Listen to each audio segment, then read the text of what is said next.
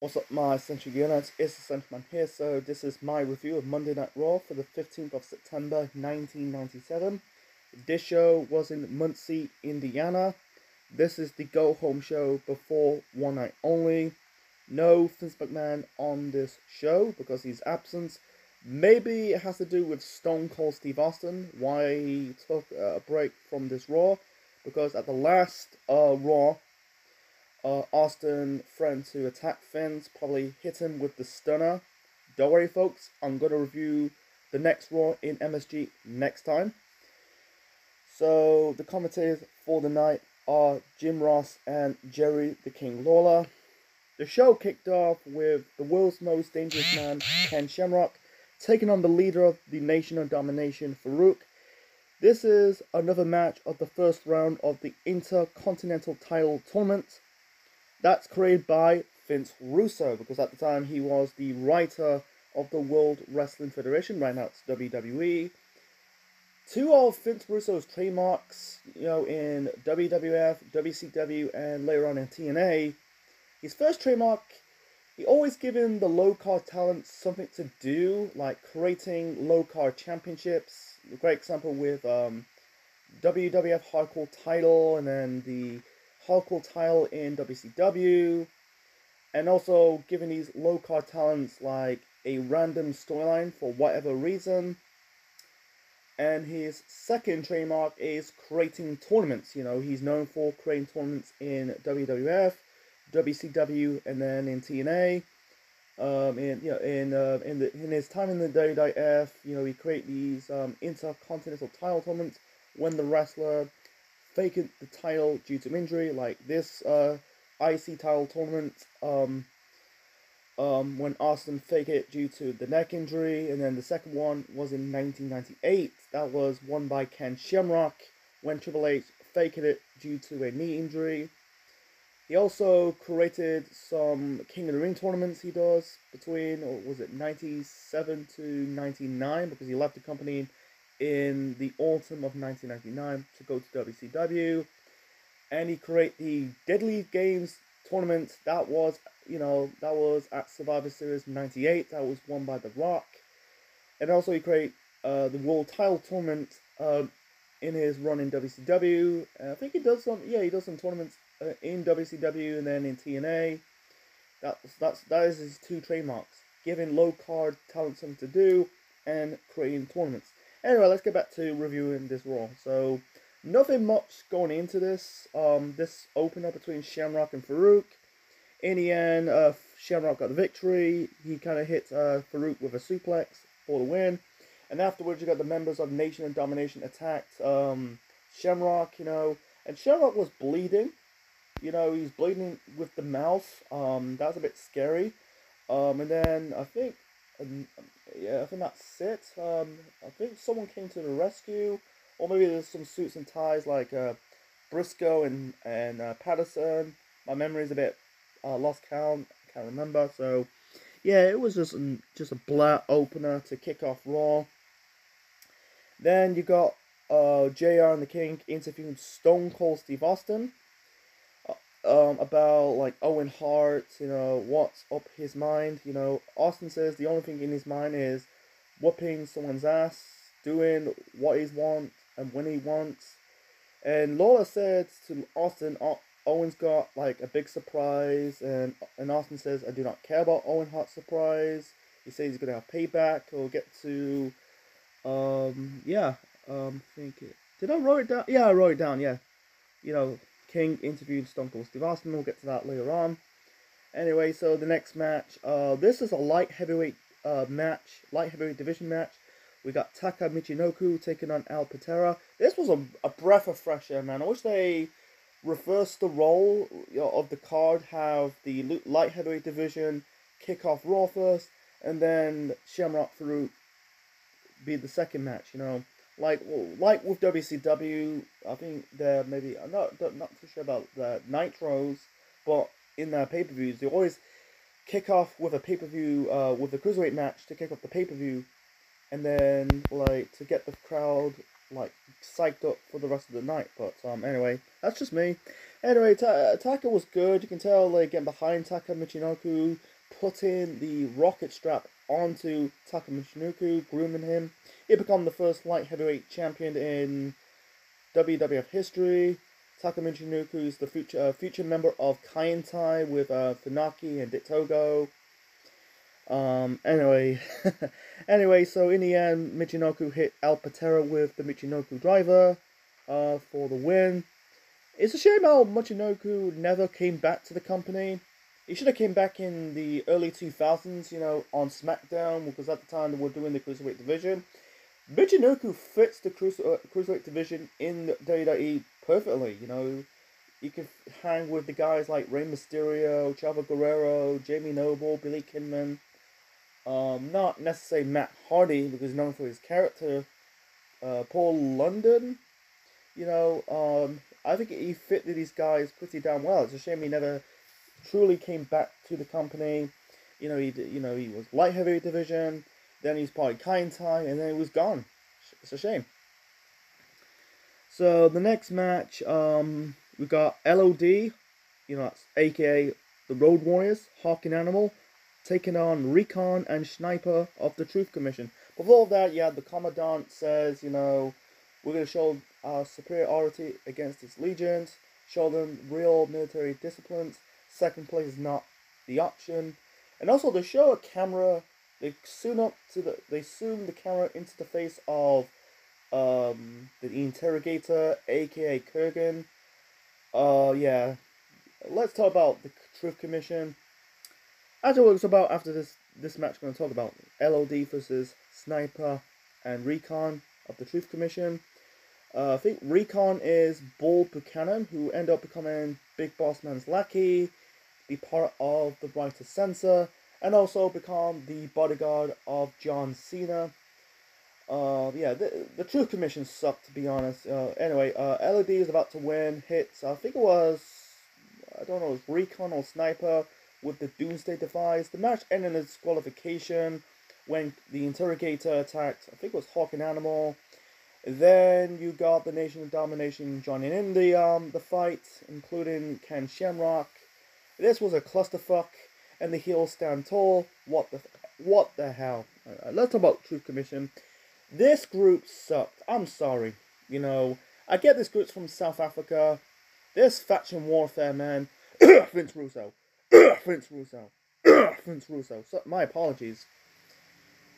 It didn't really serve a purpose. I bet these people, like in the Truth Commission, cannot put on a South African accent. I don't know if the Commandant is actually from South Africa, you know. But with first they introduced, they added the Jackal. That's Don Callis, by the way. The future Cyrus the Virus in ECW. Here's the nitpick about it. Like, neither this group is from South Africa, because some of the members of the group are from America and Canada. Like, I think it was Bull Buchanan and Don Callis. They're actually from America. You got Kurgan and I think it was Recon or Sniper. They're from Canada. You know, you got Bull Buchanan and Don Callis. Actually, he's Canadian. Actually, sorry, my apologies. You know, you had Don Callis, Kurgan, and Sniper. They're from Canada, and Bull Buchanan's from America. What the fuck, man? You know, this is worse. People talk about the League of Nations from 2015 being the worst group. Jesus Christ, Truth Commission, man, takes the cake in WWF/WWE history. So they've been worse groups over the years, but that takes the cake. So anyway, so the next match. This is a tag team match for the midgets. We got El Torito and Parata Morgan taking on Max Mini and Mr. Lucky. This was an okay match. This whole midget division, I said it before, I'm going to say it many more times. I think they're just taking shots of WCW's luchadors, like guys like Rey Mysterio and Juventud Guerrera and Psychosis. Yeah, and La Parker, you know, it's just basically taking shots of WCW way better than the $1 million, was it, Trillionaire Ted sketch It was just basically bashing Hogan and Savage and Mean Gene. Anyway, so it was an okay match. For what it is, it got really old pretty soon with the luchador stuff. I like the luchador stuff, but I think it got very soon. It got really old very soon, and no one gives a shit. I think people basically they kind of cheered for Max Mini a little bit because he got more of the exposure. Mr. Lucky came out. He looks like a mini stormtrooper, by the way. Piata Morgan dressed up like a pirate. Anyway, I'm trying to keep it short and simple. In the end, Max Mini got the victory for his team, and that was it. So that was it. So, I don't think it lasts. They end up doing the junior division in the Ruthless Aggression era in 2005. That fucking sucked. And, yeah, in 1997, let's do a division for the midgets. Holy fuck. I'm glad they never done, like, a title. I'm glad they never, like, shove it down our throats. It was okay. I'm not saying they're producing bad matches, but it was okay. But here's the one thing. You can't take them seriously. That's one. And two, like, no one knows who they are. It's just what it is. Like the luchador, like the light heavyweight division. Like, they kind of, I think Taka got a bit of exposure, but besides that, no one knows who the fuck they are. I think that one time the WWF in that year had a working relationship, not just with ECW, but with AAA, and they did that match at the Royal Rumble, and that was a clusterfuck. It was okay match, but no one cared. It was like a pin drop reaction. Anyway, so the next match, this is another match of the first round of the Intercontinental Title Tournament. Doolov, aka Mick Foley, aka Mankind, taking on the loose cannon Brian Pillman with Marlena in his corner. They dressed Marlena like a whore. Because at the time, Raw is still getting their asses kicked by Nitro in the Reigns Raw. This is not the Attitude Era yet, because I think Pillman fits the Attitude Era pretty damn well. But seeing Marlena dressing up like a whore, Marlena's not really a whore, Tammy Sytch is. People refer Stephanie McMahon as a whore. You get the slut chance in the Attitude Era and a little bit in the Ruthless Aggression era when Steph early months when Steph as the GM of SmackDown. But with Terry Runnels, I don't think she's a whore. But seeing her dressing up wearing tights, wearing a black dress, wearing a nose ring, making her just look like a prostitute, you can tell they're trying to push the envelope. Because, like I said, still getting their asses kicked by Nitro. Because at the time, with WCW, you had stars like, you got the NWO things, still White Hot. You got the Cruiserweights, and you got Sting as the Crow Sting. And then they're building the next top star. You got next top stars like DDP and Goldberg. You can tell like WWF is feeling the heat of WCW. And then the following year, the roles were first. Anyway, so the match was okay, to be honest. It was an okay match. One more of the match. Marlena one time. First off, he refused to refused to show her appearance, from the crowd. You could tell there a lot of Pillman sucks chance, One more of the match, Marlena trying to leave. Pillman stopped her and dragged her onto ringside. I thought Marlena was gonna help Pillman win, because Marlena is Pillman's assistant. But she didn't do anything. In the end, the match ended in disqualification when Goldust, Dustin Rhodes, attacked Pillman. That led to Pillman get qualified, really advancing to the next round. It's basically a semi-final of the IC title tournament. DQ Doolov lost. He's officially out. So, yeah, this is more advanced the storyline between Brian Pillman and Goldust. This is the only time because everyone knows the story. They should have had that match at Bad Blood, but unfortunately Pillman died. It's a shame. This is sadly, in the sad note, this is Pillman's last match before his death. It's just on a sad note. Like, maybe at the time when you watch this, you don't know, the last few Raws could be Pillman's last, but when you watch it, like going back, looking back and watching it, in that holy shit, like in a few weeks in a few weeks time, oh my god, we're not gonna see him ever again. He's on the verge of becoming the next top star. And also, my only thing about this, Pillman, you could tell he's not associating with the Hart Foundation. It's not like they kicked him out of the group. You can tell they're not mentioning on commentary that Pillman is still part of the Hart Foundation. I'm guessing Pillman's doing his own thing. It's for the best. So, anyway, so moving on to the next segment, you had the King, Jerry the King Lawler, interviewing Stone Cold Steve Austin. I'll keep it short and simple. Basically, you had the King gloating when Stone Cold Stunner Jim Ross at Ground Zero, and then at the previous Raw, the previous week, you had Stone Cold Stunner Sergeant Slaughter, the commissioner of the WWF. Yeah, he was gloating, and Austin basically called Jim Ross a sourpuss? That's short for pussy, by the way. Everyone knows Jim Ross and Austin are best friends. I said it in previous Raw reviews. They are best friends, Austin get that proper heat in 2001 in Jim Ross's hometown or home city of Oklahoma on SmackDown. But you could tell at this time you could tell he's getting away from the tweener side of Austin, because before the neck injury he was more of a tweener, leaning heel. I think he's still a tweener, but he's kind of leaning babyface. He's just Austin is Austin. He doesn't give a shit what he wants. He does what he wants or when he wants. So he called JR a sourpuss, and I think his friends had attacked Vince McMahon. If he showed, I think he didn't have the balls. With Sergeant Slaughter, I'm trying to keep it short and simple. Says, no one tells Stone Cold what to do. I do what I want, when I want. Try to keep it short and simple, folks.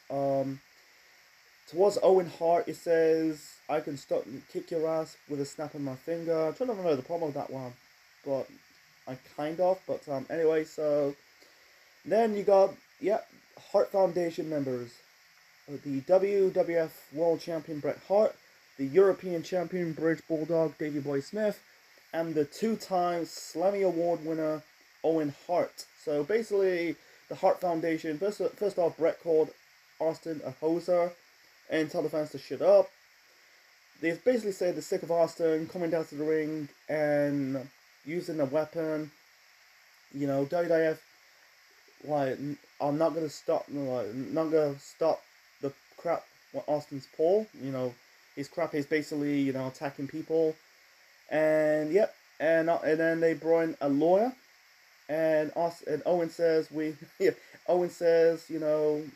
use the American justice system for our advantage. They give Austin, Owen give Austin a restraining order that if he really puts his hands on Owen, he will go to jail. And Owen says you belong behind bars. And then and afterwards to get like a good pop, you had Austin hit King with the Stone Cold Stunner, because at the time, I think King as a heel, he was good as a heel. He was a heel commentator. That kind of worked. I think the only year he turned babyface was 2000 in JR and the King's feud with Taz. And that was the only time he turned babyface in my knowledge, because between when he debuted, was it 92, 93 to 99, he was a heel. He was sticking up to the heels. That's the whole point. It's a shame you don't get. Sadly, you don't get today's heels. You don't get today's commentators being the heel commentator, like a color commentator. I think the only one is Taz in AEW. Besides that, like the heel color commentator in whatever company, whether it's WWE, Ring of Honor, or Impact, you just get the typical straight babyface commentary. Where it's play-by-play, babyface, color commentator. Yeah, it's just I wish they go back to that, back to basics. So, and then you had the think I'll get to the. I'll get one segment a little bit later on, or actually, yeah, later on. Actually, afterwards you had Austin says when not Austin says Jr. says we're not safe. He can strike next. And then for the rest of the night, King's replacement on commentary is Jim Cornette, who was at the time was not really doing anything. Don't know. I'm not too sure if at that time Smoky Mountain Wrestling was folded or still continuing. I'm not too sure. Anyway, yeah, the next match we got the Patriot Dale Wilkes taking on Owen Hart. This was technically the match of the night. I really enjoyed the match. Like, it was a good technical style wrestling match between the Patriots and Owen Hart. They're both waving the Canadian flags, and Owen waves the Canadian flag, Patriot waves the American flag. This was really good. Back and forth. In the end, Austin came from the crowd, ripped the Australian Order into the face of Owen Hart. Patriot rolled up Owen Hart for the victory. It's basically, for Austin, you cannot touch Owen. Don't worry, we'll get to the Raw in MSG next time. But it's it's basically psychological warfare towards Owen Hart. He says, maybe I cannot touch you. I can make you lose matches, and he did. So, and then I think before that you had security guards and police officers. They're trying to find Austin. I'll get to that Raw in MSG. I heard it's one of the best Raws of 1997. So moving on to the next match. Oh, I put Bret Hart. No, I put HBK promo. I think yeah. Anyway, so we got I think it was JR interviewing HBK. It's about why he attacked the British Bulldog. He said like accomplished everything in the World Wrestling Federation. The only thing I never done is becoming the Grand Slam champion. We'll get to One Night Only next time. Anyway, so he wants to win all the gold, and when the next question towards Shawn's match with the Undertaker at Bad Blood in the first Hell in a Cell match, he basically says he blames the WWF because he brings up he was the special guest referee at SummerSlam. What's my award? Got fed to the Undertaker. I give the fans the best match of the pay-per-view. And he says, what's my next award? Brings up the Hell in a Cell match. He says, no one escapes. He said about like this match could be the death of Shawn Michaels. He said, like me, if I going down, I'm taking you and the fans with me. I'm gonna go out with a blaze of glory.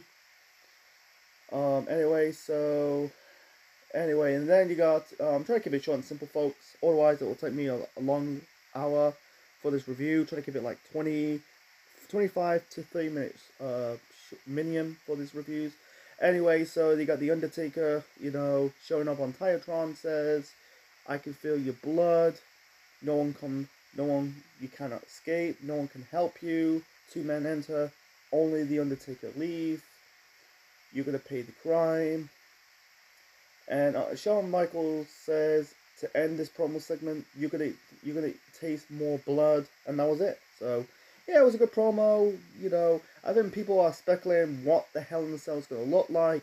I think Shawn says in book says Shawn get tired of doing the same steel cage matches. I'm glad they're doing something different than doing a standard steel cage match. So I think at the time, people are speculating what the Hell in a Cell is going to look like, and also speculating how Kane's going to look like. We'll get to Bad Blood not next time, but after I review One Night Only, and the Raw after the Raw in Madison Square Garden. So, anyway, moving on to the main event. So, this is for the WWF Tag Team Championships. We got the Heck Banners. This is their first title defense since winning the belts at Ground Zero. They've taken on the WWF champion Bret Hart, and the European champion British Bulldog Davey Boy Smith. I think it's the first time as teaming up as the tag team, because Bulldog and Bret had their rivalry over the years in the 80s and the 90s. The British Bulldogs, when Davey Boy Smith teamed up with Tom Billington, the Dynamite Kid, Bret Hart teaming up with Jim Neidhart, and then they had that epic SummerSlam match at Wembley in 1992. So, yeah, they did team along in that 10-man tag team match at Canadian Stampede, but it's their first time teaming up two on two to face, in a normal tag team match, in years. Anyway, so yeah, like I said, this is the WWF Tag Team Championship match. Headbangers taking on Bulldog and Brett. Match was good. I really enjoyed this match for what it is. The ending's a bit screwy. In the end, British Bulldog hit, I think it was Marshall Thrasher with the running power slam. Referee did the 3 count. That's Earl Hebner. Unfortunately, reversed the decision because I think Bulldog pinned the wrong headbangers because one of them's not legal in the ring. So the match restarted. And afterwards, Bulldog got pissed off, snatched the American flag right out of the hands of the fan, and bashed it. I think he hit one of the headbangers member.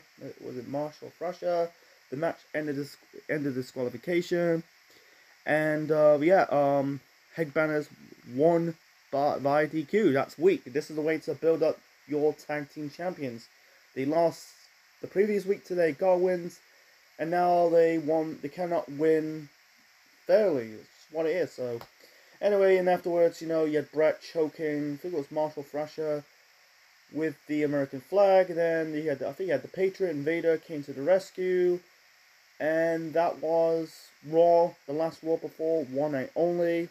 And this was a forgettable pay-per-view. I'll get to my review of One Night Only next time. So anyway, I'll give this Raw, I give it an 8.5 out of 10. This was an entertaining Raw. You got some good wrestling and good segments. Austin, once again made this Raw good. And also I like Taka Michinoku versus Al Patera, Owen Hart versus the Patriots. Despite the DQ finish, I like Bulldog and Brett versus the Headbangers.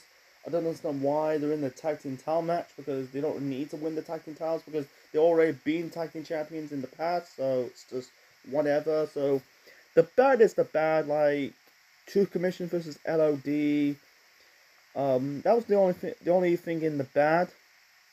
The okay is the okay. Like Doolov versus Brian Pillman was okay. It was just furthering the rivalry between Pillman and Goldust. And the midgets tag team match was fine, but this was a fun. And also I put the opener in the bad as well. It's just completely filler.